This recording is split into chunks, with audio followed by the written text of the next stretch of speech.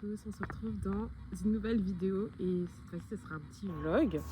Donc je sais pas si je vais l'appeler 48 heures avec moi ou 72 heures avec moi. Mais j'ai envie de vous emmener dans mon week-end parce que c'est mes week-ends préférés, même s'ils sont comme assez sportifs et assez comment dire, oui, c'est assez sportif, c'est pas tout repos, mais on le fait pour la gloire de Dieu.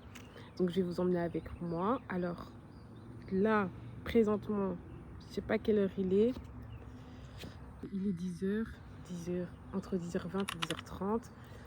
Je suis en train de charger ma voiture. Et les gens qui ont des voitures électriques, comment vous faites? Comment vous faites depuis que j'ai cette voiture? Je suis fatiguée. C'est trop de charge mentale. Faut réfléchir. Est-ce que j'ai assez de kilomètres pour aller à tel et tel endroit? Je peux plus faire des plans en dernière minute. C'est horrible. Bref, dites-moi en commentaire si vous aussi les voitures électriques là, vous pensez que c'est pas un bon plan. Mais bon, c'est la voiture que j'ai pour le moment. Donc là, je la charge. Comme ça, comme je pars à mon retour, si je dois faire une course, je sais que j'aurai assez de kilomètres. Donc je ne peux plus même dire carburant, c'est kilomètres, pour pouvoir faire mes affaires et mes courses. Donc là, je la charge. Et ensuite, après ça, je vais arranger mes affaires. Je vais filmer un petit tuto make-up pour les lunettes. Parce que ça, je pense que je vous ai pas encore partagé comment je fais. C'est très light, donc je pense que ça, je vous mettrai le lien en i. Vous le verrez dans les suggestions, mais en tout cas, c'est une vidéo qui va sortir. Après ça, je vais prendre mes affaires. Je vais partir. Donc, je vais prendre... je vais aller jusqu'à Bruxelles pour prendre mon train. Je vais à la gare du Midi. Et après, c'est parti. Le trajet jusqu'à la destination. Pour ceux qui savent, vous savez où je vais. Ceux qui me connaissent, ils savent où je vais. Mais donc je vais vous emmener. Ça va être chouette. Ça va être chouette. On va passer un petit week-end ensemble. C'est vrai qu'on est déjà samedi en fait. Donc oui, ça sera 48 heures en fait. 48 heures ensemble. Let's go. Voilà, mon make-up est super simple. C'est pas trop chichi. J'ai bien couvert mes yeux, en dessous de mes yeux. Et mon teint, ça va, il est uniforme. Mes lèvres hydratées, propres. Rien à dire. Vraiment, ce qui se rapproche du naturel. Et c'est ce que je préfère.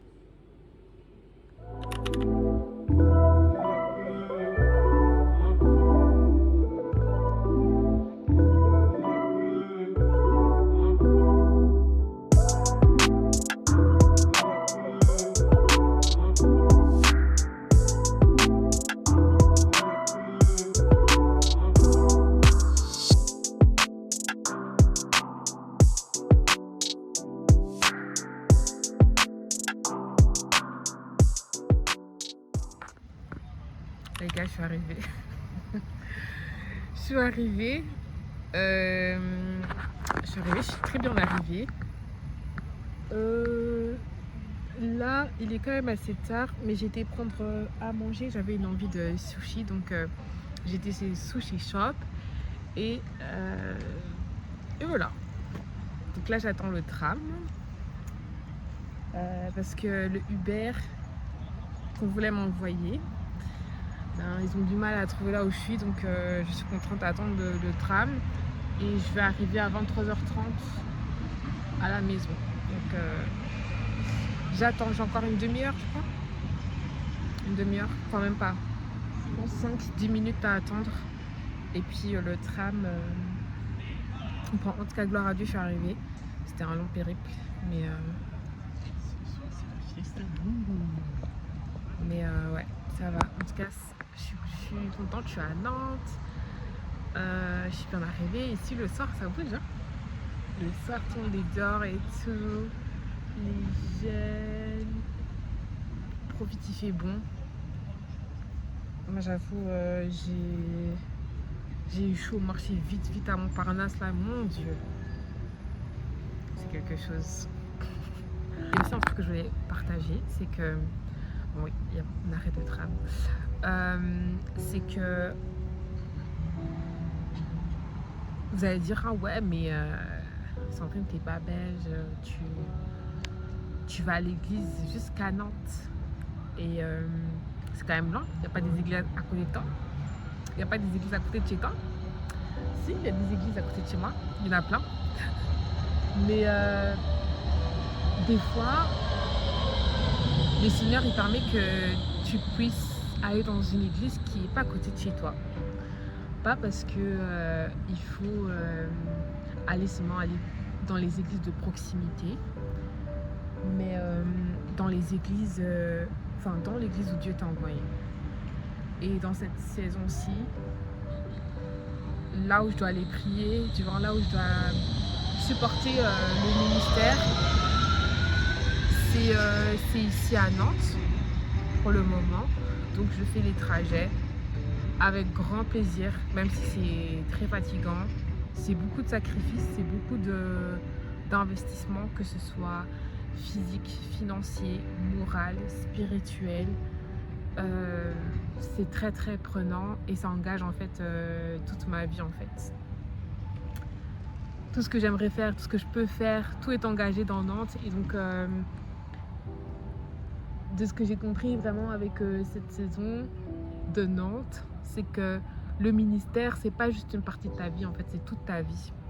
Le ministère, quand tu dis oui à Dieu, tu dis oui pas juste pour la partie de ouais, il faut servir. Non, c'est vraiment toute ta vie. C'est toute ta vie qui sert le Seigneur. Donc ton mariage, tes relations, ton temps, ta nourriture, la manière dont tu bouges ton corps, donc le sport et tout, etc. Tout ça va influencer et aura un impact en fait sur le ministère. Donc moi je l'ai appris, hein. Je l'ai appris et j'apprends encore que voilà, servir dans un ministère, être engagé dans un ministère, c'est pas juste ton poste en fait, c'est vraiment toute ta vie. Et quand tu t'en rends compte, tu vois aussi l'impact que ça a dans la vie des gens qui sont touchés au travers de ce ministère, au travers de cette chose que tu es en train de faire, que ce soit même la caméra, filmer. En fait, c'est pas sans le savoir, mais en fait, tu participes également à ce que le ministère grandisse, à ce que les gens qui sont peut-être loin puissent aussi recevoir ce que vous êtes en train de recevoir sur place, tu vois. Donc que tu as un protocole, tu accueilles les personnes, souvent les protocoles en plus ce sont les premières personnes que l'on voit et qui représentent également l'assemblée, du moins la famille en fait, vu que l'église c'est une famille, hein. Donc je trouve que c'est vraiment important. Donc, et je pense que je suis pas la seule aussi à vivre ça. S'il y a des gens qui font des kilomètres pour aller à l'église, alors que nous sommes privilégiés dans le sens où Dieu nous a fait grâce, on n'est pas dans un pays en guerre, on n'est pas persécuté à un même niveau que certains pays. J'ai la possibilité d'aller à l'église, que ce soit même à côté de chez moi, ou même pour moi c'est plus de 800 km. Je le fais avec plaisir en fait, parce qu'il y a des gens qui ne peuvent même pas aller à l'église, ils ne peuvent pas se rassembler pour prier ensemble, ils ne peuvent même pas sortir leur Bible librement comme ça dans la rue, parce qu'ils risquent de se faire tuer. Des fois on ne se rend pas compte. Donc franchement, si Dieu m'a dit déjà de venir jusqu'ici pour ses affaires, mais s'il me dit oh Sandrine, mais reste, ce qui est déjà arrivé, hein, reste à la maison, je reste à la maison. S'il me dit va à Bruxelles, je vais à Bruxelles. S'il me dit va à Paris, va à Paris. Et je pense que je ne suis pas la seule à vivre ça. Je sais qu'il y en a plusieurs d'entre vous, vous l'avez déjà vécu, parce que quand vous regardez votre vie, c'est pas linéaire. Vous avez, potentiellement, vous n'avez pas toujours prié dans la même église, ou vous n'avez pas toujours servi dans la même extension de votre église. J'en connais, ils ont été dans l'église mère, on va dire. Puis après, ils ont bougé, ils sont partis dans une extension. Ça reste l'église, mais les personnes, ton autorité dans l'église va changer, ton responsable dans notre église va changer, c'est ce que je voulais dire. Et tu auras d'autres missions, tu auras d'autres responsabilités, tu vas vivre d'autres choses qui vont qui vont te faire grandir, te faire mûrir encore plus. Parce que le but, c'est de ressembler à Christ. Donc en fait, si on reste aussi toujours au même niveau, pas forcément à la même place, mais au même niveau, et on ne grandit pas, on ne mûrit pas, on ne devient pas ce disciple qui nourrit, qui accompagne les âmes, il y a un problème, tu vois. Donc moi là, c'est ce que je suis en train de vivre.